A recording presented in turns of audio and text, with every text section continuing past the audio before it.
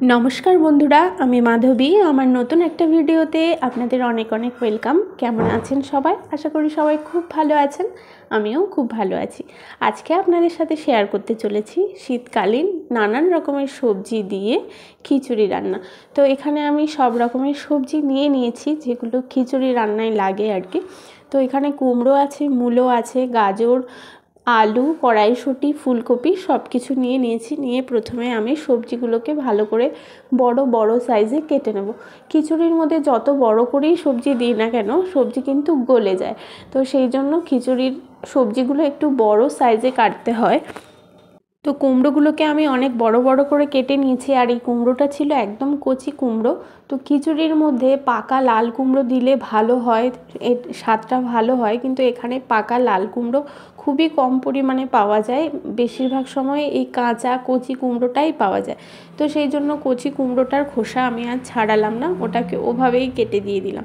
তারপরে দিয়ে দিচ্ছি এখানে একটা গাজর, মানে খিচুড়িটাকে একটু হেলদি করার জন্য। আর গাজরটা আমার মেয়ে ভালোবাসে, তো সেই জন্য এখানে একটা গাজর নিয়ে নিয়েছি অনেকটা বড় সাইজের। আর যেহেতু অনেক রকমের সবজি দিচ্ছি তাই সবকটার পরিমাণ একটু কম কমই দিচ্ছি, সব রকমের সবজির পরিমাণ। শুধুমাত্র কুমড়োটাই এখানে 500 গ্রাম কুমড়ো ছিল, সবটাই দিয়ে দিয়েছি। আর এখানে নিয়ে নিয়েছি মাঝারি ছোট সাইজের 4টে আলু।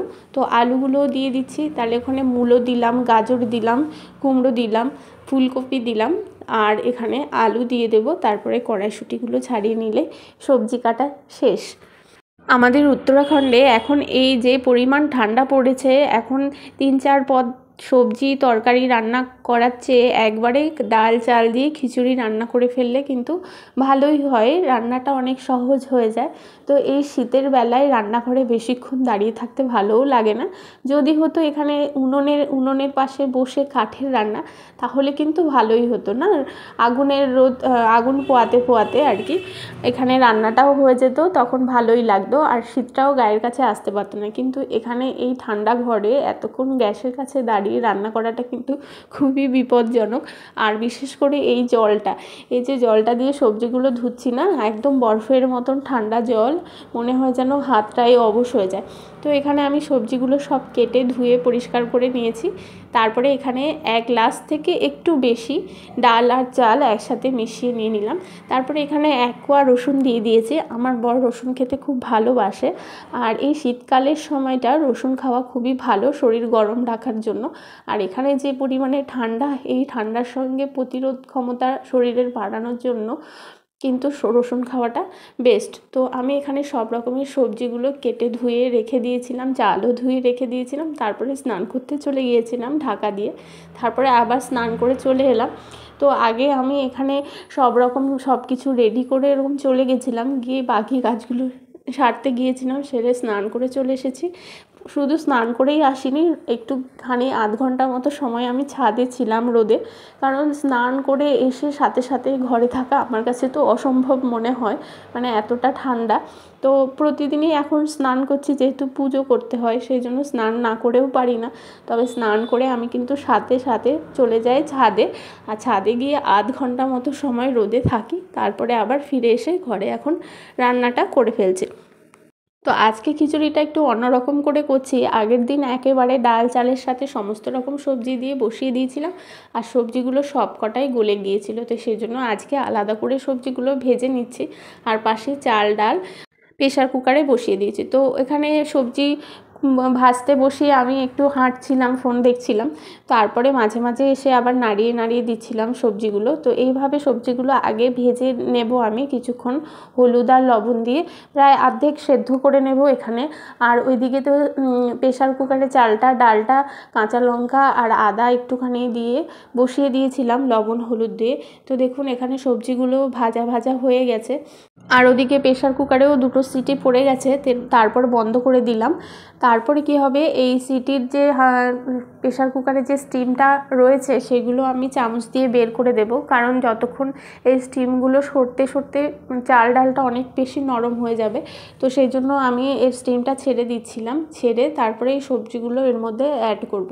তো এই দেখুন আমি চামচ দিয়ে সব স্টিমগুলো বের করে নিলাম, বের করে তারপরে এখন এই সব সবজিগুলো ওর মধ্যে ঢেলে দেব, ঢেলে দিয়ে আর একটা সিটি দিয়ে নেব, তাহলে সবজিগুলোও গোটা থাকবে আর খিচুড়িটাও ভালোভাবে সেদ্ধ হয়ে যাবে সব কিছু একসাথে। তো দেখুন এখানে আমি সব দিয়ে দিয়েছি সবজিগুলো।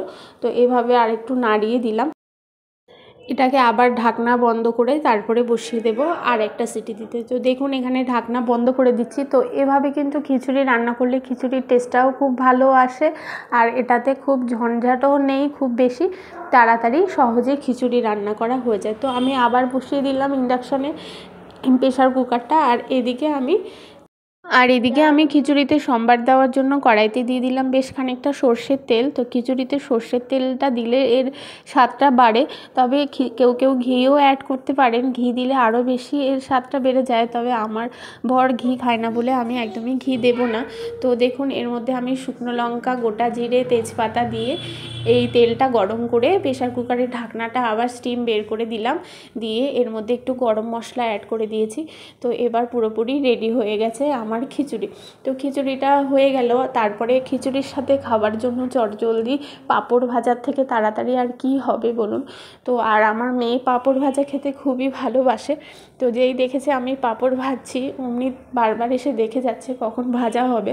তো এখানে আমি খুব বেশি না, কারণ আমার বর খাবে না বলে আমার আর মেয়ের জন্য দুটো পাঁপড় ভেজে নিচ্ছি। শীতের দুপুরে গরম গরম খিচুড়ি আর পাঁপড় ভাজা হলে আর কি চাই বলুন। তো নিরামিষের দিনে বিশেষ করে এরকম সবজি খিচুড়ি হলে কিন্তু বেশ হয়। তো এখন তো পিকনিকের সময়, আমাদের বেঙ্গলে তো এখন জাঁকিয়ে সবাই পিকনিক পালন করছে।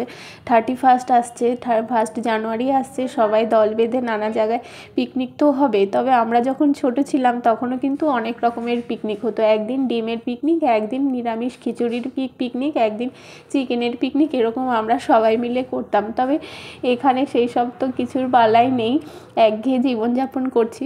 তো ঘরেই আজ একটু বানিয়ে নিলাম খিচুড়ি, আর আমার মেয়ে পাঁপড় মাঝে মাঝে এসেই নিয়ে যাচ্ছে তুলে, ওর খিচুড়ি থেকেও পাঁপড়ের দিকে বেশি ওর নজর। তো এখানে সবার জন্যই দেখুন আমি বেড়ে নিয়েছি খিচুড়ি, আর এখানে সবজিগুলো দেখুন সমস্তটাই গোটা রয়েছে। তো এখন খেয়ে নেব দুপুরের খাবারটা। আর আমার মেয়ে দেখুন এখানে এসে আমাকে দেখাচ্ছে যে মা দেখো আমি রাজকুমারী সেজেছি, আবার জিজ্ঞেস করছে আমাকে কেমন লাগছে, রাজকুমারী লাগছে না রানীর মতো লাগছে না মহারানীর মতো লাগছে। তো আমি বললাম যে রাজকুমারীর মতো লাগছে। তো এখন এবার সবাই মিলে দুপুরের লাঞ্চটা করে নেব। তো আজকের ব্লগটাও আমি এখানে শেষ করছি। আপনাদের যদি আমার ভিডিও ভালো লেগে থাকে তাহলে লাইক, কমেন্ট, শেয়ার করতে ভুলবেন না।